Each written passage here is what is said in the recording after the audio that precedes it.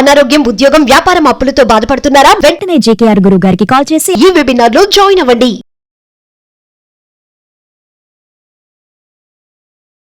Hi hello నమస్తే, welcome back to Suman T. ప్రస్తుతం మనతో పాటు ఉన్నారు ప్రముఖ astrologist, life skills, money coach, law of attraction Brahmashri JKR గారు. గురుగారితో మాట్లాడదాం. నమస్తే అండి. నమస్తే అమ్మా. గురుగారు, ఇప్పుడు లా ఆఫ్ అట్రాక్షన్ ప్రకారం అంటే కర్మ నిజమా, మనిషి యొక్క జ్ఞానం అంటే శక్తి నిజమా అంటే ఏం చెప్తారు? కర్మ వేరు, లా ఆఫ్ అట్రాక్షన్ వేరైతే కాదమ్మా, రెండిటికి అనుసంధానమే. ఎలా అంటారా, కర్మ అనేది, కర్మలో 3 రకాల కర్మలు ఉన్నాయమ్మా. ఆగాని కర్మ, ప్రారబ్ధ కర్మ, సంచిత కర్మ. కర్మలో 3 రకాలు. ఈ 3 కర్మలు అనేది ప్రతి మనిషి కూడా తప్పకుండా చేస్తాం. మనకి సంచిత కర్మ అంటే పూర్వజన్మలో చేసిన కర్మల్ని సంచిత కర్మ అంటారు. దానివల్లే ప్రతి మనిషికి భర్త కానీ, భార్య కానీ, పిల్లలు కానీ, అంటే చుట్టుపక్కల బంధువులు కానీ, చుట్టుపక్కల కొలీగ్స్ కానీ, ఏదైనా కానీ మనతో పరిచయస్తులందరూ కూడా సంచిత కర్మకి చెందిన వాళ్ళు. ఆ కర్మలో ఉన్న ఫలితమే ఈ బంధాలు, మన చుట్టూ ఉన్న పరిస్థితులు. అలాగే ఉద్యోగం చేస్తున్నది కూడా సంచిత కర్మ వల్లే వస్తుంది. అంటే పూర్వజన్మలో చేసుకున్న దాన్ని బట్టే మనకి ఉద్యోగం, డబ్బు, సంపదలు, అంటే కొన్ని ఆస్తులు, ఇవన్నీ కూడా పూర్వజన్మ సుకృతం వల్లే. దాన్నే సంచిత కర్మ అంటారు. ఆగాని కర్మ, ప్రారబ్ధ కర్మ. ఈ 2 కర్మలు ఏంటంటే చేయబోయే కర్మ ఒకటి, ఇప్పుడు చేస్తున్న కర్మ.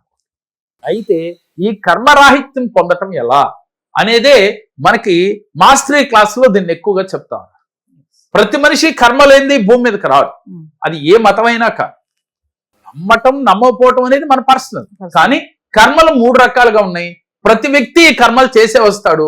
ఈ కర్మల గురించి మాస్టరీ క్లాసులో పూర్తిగా వివరిస్తాం. అయితే ఈ కర్మల్ని మనిషి జయించవచ్చు.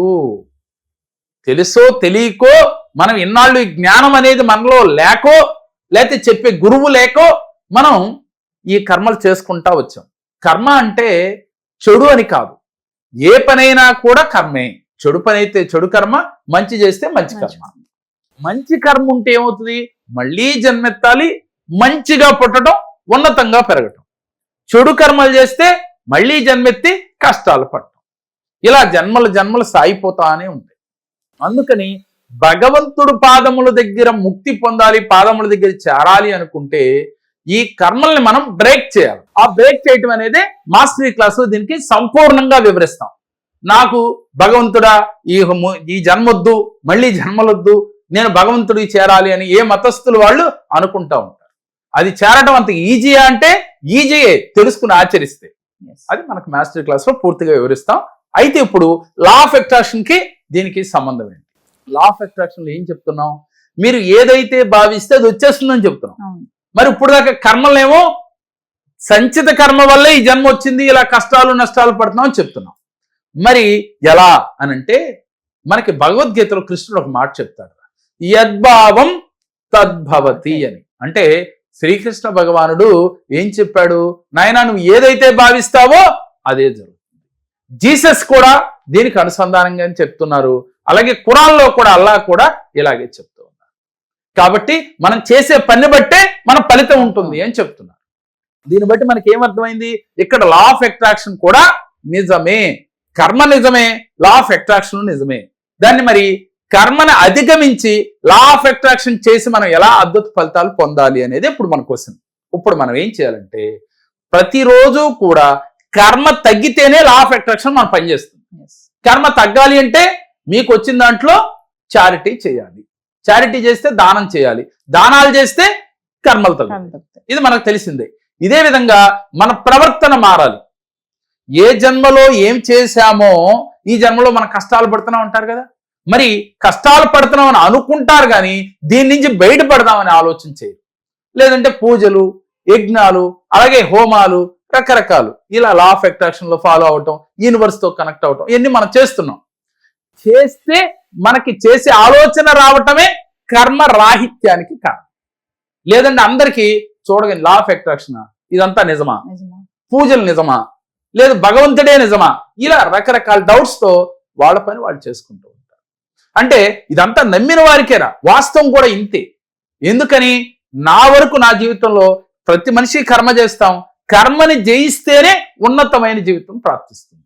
అది నాకైనా మీకైనా.